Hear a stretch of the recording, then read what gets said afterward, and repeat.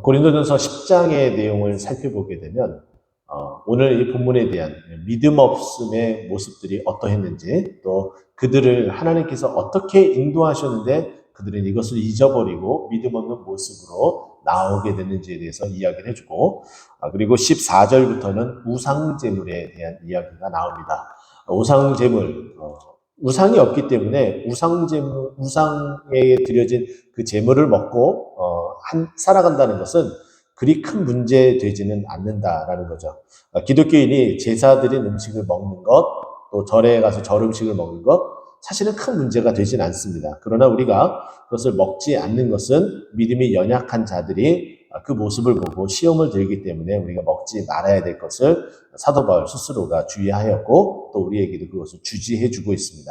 그러나 우리가 살아가면서 항상 주의하고 또 염려해야 되는 것은 이 고린도전서 10장 31절에 나와 있는 것처럼 너희가 먹든지 마시든지 무엇을 하든지 간에 하나님의 영광, 이 일을 했을 때에 이것이 하나님의 영광이 되는지 안 되는지를 아주 간단 명료하게 생각하고 결정을 해서 우리가 행동을 한다면은 우리들의 그 모습을 통해서 하나님의 영광 받으실 뿐만 아니라 우리에게 또 허락하신 영향력들이 우리를 바라보고 또 우리 주위에 있는 자들에게 그 영향력이 미쳐져서 그리스도의 그 사랑과 그 능력이 전달되어진다라는 것을 우리에게 말해주고 있죠.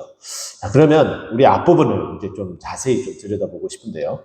사도 바울이 이야기하는 그 앞부분의 내용을 보게 되면은 이중부정에 대한 반어법을 우리에게 사용합니다. 형제들아 너희가 알지 못하기를 원하지 아니한다. 이것은 여러분들이 국어를 배워서 이제 많이 아시겠지만은 이중부정은 강한 긍정입니다. 근데 이것도 반어법이에요. 그러니까 이것은 뭐냐면은 내가 너희들이 이 부분은 뭐다? 반드시 꼭 알아야 된다라는 거예요. 알지 원하기를 아니한다라는 이 내용은 결국은 반드시 너희들이 이것을 꼭 알고 머릿속에 꼭 집어넣고 너희가 이것을 잊어버리면 안 된다라고 강조하고 있는 거예요. 근데 그 내용을 보게 되면은 우리 조상들이 다 구름 아래 있고 바다 가운데로 지나며 모세에게 속하여 다 구름과 바다에서 세례를 받았다라고 이야기를 합니다. 먼저 광야에 출애굽하는 그 과정 가운데 있었던 일, 그리고 광야에서 있었던 일을 설명하면서 이야기를 하는데, 이 부분은 굉장히 의미심장한 부분입니다. 지금 이 이스라엘 백성이 살아야 될, 그리고 살고 있는 그 땅은 가나안 땅입니다. 가나안 땅에서 이집트까지 그 방향선을 그으면은 이집트는 약간 서쪽, 아래, 남서쪽에 위치해 있고, 그리고 이스라엘, 예루살렘을 포함한 이 이스라엘 땅은 북쪽에 좀 속해져 있는 그런 땅입니다. 그러니까 당연히 이스라엘 백성들이 이 애굽 땅에 내려왔다가 이제 애굽 땅에서 출애굽해서 다시 가나안 땅으로 가려면은 동쪽으로 이동을 해야 됩니다. 근데 이스라엘 백성들이 장정만 60만이 홍해를 건너서 이동을 하는 데에 그때 당시에 홍해가 어떻게 갈라졌는지 출애굽기의 말씀을 살펴보면 밤새도록 동풍이 불었다라는 표현이 나옵니다. 동풍은 어느 쪽이에요? 이스라엘 백성이 가야 되는 방향이에요. 거기서 강하게 밤새도록 그 바람이 불어서 홍해가 갈라지게 된 거죠. 여러분들에게 전에도 말씀드렸습니다. 홍해가 갈라져서 물벽을 이뤘는데 그 물벽이 계속해서 유지되려면은 바람이 계속 불어야 돼요, 안 불어야 돼요? 일반적으로 당연히 불어야 되겠죠. 바다가 갈라지고 물벽을 이룰 정도의 강한 바람이 계속 불어야지 그것이 지탱이 되는데, 그런데 정말 놀라운 것은 이스라엘 백성은 유유자적하게 그 바닷속으로 들어가서 걸어가게 됩니다. 물이 갈라질 정도인데 사람이 지나갈 수 있을까요? 아이들까지 포함해서요? 절대로 일어날 수 없는 일입니다. 이 말은 뭐냐면은 강력한 바람이 불어서 밤새도 동풍이 불어서 물벽을 이뤘는데 둘 중에 하나입니다. 이 바람이 이 물만 가르는데 영향을 줬든지, 아니면은 전체적으로 이 바람이 영향을 다 미치지만은 이스라엘 백성에게만 그 바람이 피해간다든지, 둘 중에 하나일 거예요. 그렇게 되겠죠? 자, 그러면 우리는 이것을 가만 살펴보게 되면은 물벽이 이루어진 모습을 우리가 시각적인 효과, 영상미를 좀 살려서 살펴보게 되면 각각 동쪽과 서쪽에 카메라를 설치하고 이제 한번 살펴보도록 하겠습니다. 만약에 이제 동쪽에 카메라를 놓고 보게 되면은 물벽이 다 갈라졌습니다. 그리고 이스라엘 백성이 들어왔죠? 그러면은 이 물벽이 이제 바람이 그치고 무너지게 되면 어디서부터 무너지게 될까요? 가장 서쪽에서부터 무너지게 될 수밖에 없습니다. 이 위치상으로. 자, 그러면 서쪽에서부터 무너지면은 물이 완전히 잠겨지는 거예요. 근데 이스라엘 백성은 계속해서 걸어 나옵니다. 이것은 무엇을 뜻할까요? 물에서 죽었던 자들이 다시 살아나오는 모습이에요. 그럼 반대로 이 똑같은 상황을 카메라를 이제 서쪽에다 놓고 한번 살펴보세요. 자, 지금 물벽이 다 갈라졌습니다. 그죠? 그리고 이스라엘 백성이 들어갔어요. 그리고 물벽이 다시 무너집니다. 이 장면은 이스라엘 백성이 들어가서 물벽이 다 잠겨졌다는 것은 물속에 이스라엘 백성들이 다 어떻게 됐다는 거예요? 수장되었다는 거예요.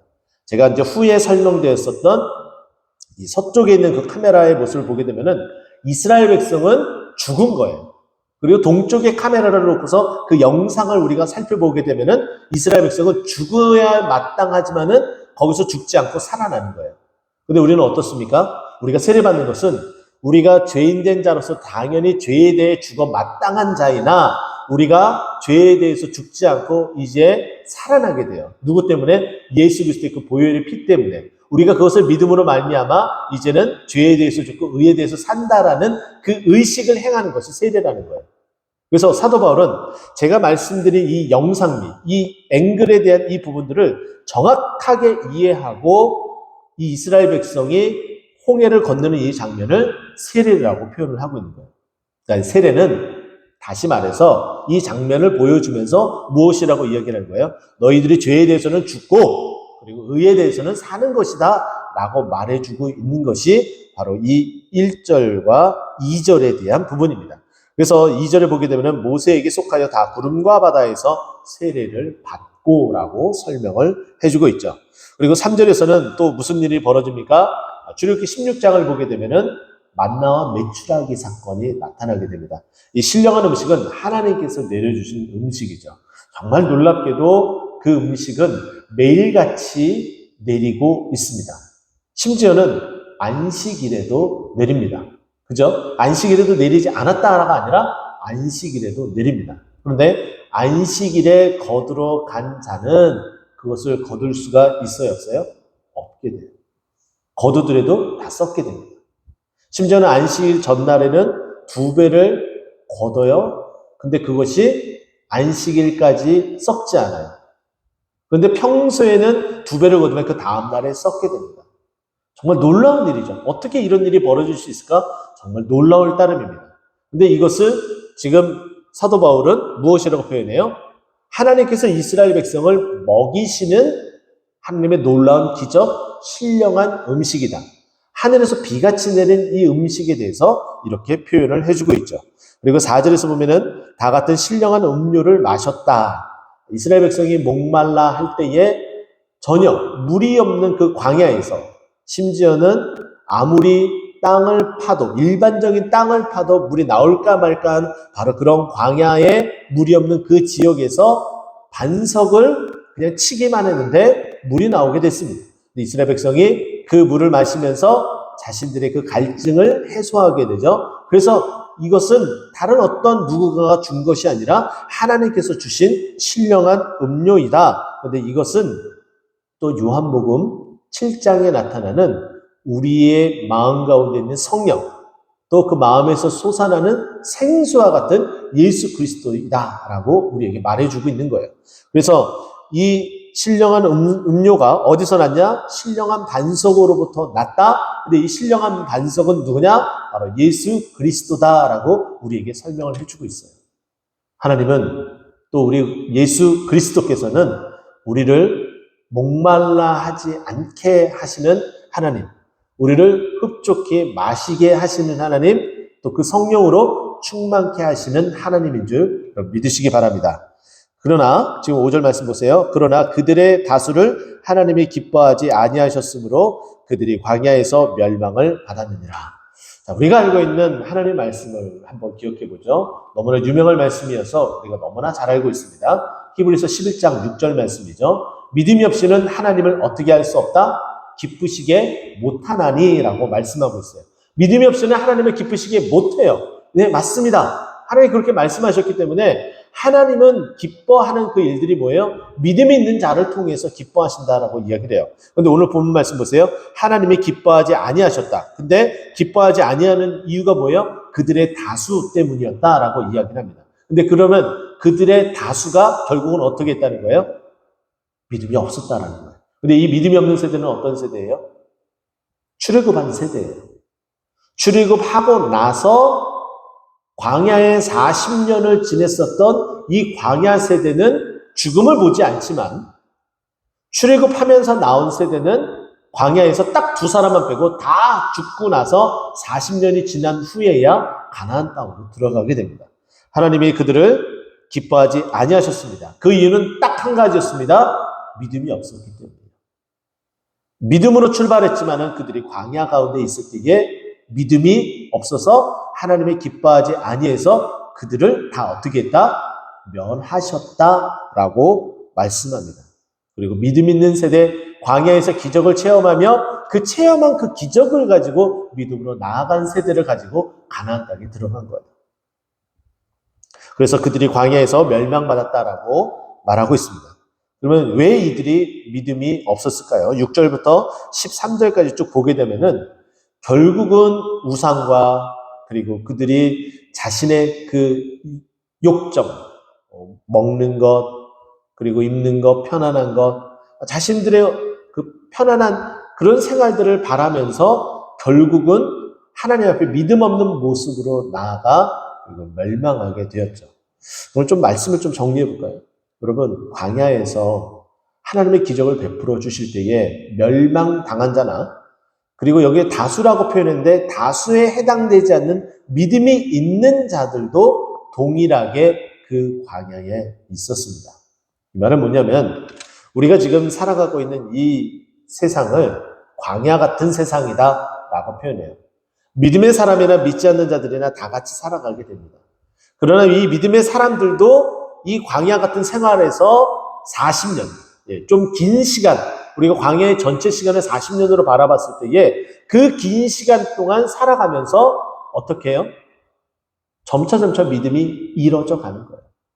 그러면 그들의 그 믿음이 없음으로 말미암아 하나님이 어떻게 하셨다고요? 기뻐하지 아니하셨고 하나님이 기뻐하지 아니했기 때문에 그들을 멸망시키게 되었다라고 이야기를 합니다. 그러나 반대로 여기에 다수에 해당되지 않는 자들은 그 동일한 광야에서 동일한 조건 가운데에 살아가면서 그 믿음을 잃지 않고 하나님의 기쁘시게 하고 하나님의 약속한 그 가나안 땅 그 천국에 들어가게 되었다라는 거예요. 그러면 우리는 어떠한 모습으로 살아가야 될까요? 우리는 동일하게 광야 같은 세상에 놓여진 존재들입니다. 동일하게 믿음으로 출발하였을지 모르겠지만은 광야 가운데에 지나면서 여러 가지 힘들고 어려운 일, 또 시험 받는 일, 수많은 일들을 부딪히면서 믿음이 연약해지고 약해지고 또 결국에는 그 믿음이 내동댕이 쳐져서 하나님을 기쁘시게 못하고 믿음에서 떠난 자가 되기도 합니다. 성경 속에 그와 같은 인물들, 실질적으로 이름이 언급된 자들도 있습니다. 믿음에 파손된 자다라고 이야기하면서 후메네도나 이런 자들에 대해서 언급하기도 합니다. 그러나 우리는 그들과 달리 어떻게 해야 돼요? 다수의 모습 가운데에 우리도 동조하며 또 그들과 함께 같이 고개를 끄덕이며 같은 의견을 나누면서 나아가는 것이 아니라 그들과 전혀 반대인 믿음이 있는 자로서의 소수의 모습일지라도 그 믿음 가운데 있으면서 이 광야의 생활을 믿음으로 하나님의 기적으로 하나님의 은혜로 이겨나가 하나님과 동행하며 하나님께서 허락하신 그 약속의 땅 천국에까지 이뤄야 된다라는 것이죠.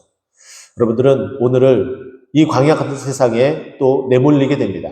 어떠한 삶을 사시겠습니까? 세상이 나를 힘들게 하고 어렵게 한다라고 이야기하며 믿음을 내려놓고 믿음에서 점점 멀어지는 자들의 모습으로 나아가겠습니까? 아니면 소수의 모습처럼 믿음 있는 자로서 하나님을 기쁘시게 하며 하나님과 동행하며 하나님께서 약속하신 그 천국에까지 이르시겠습니까?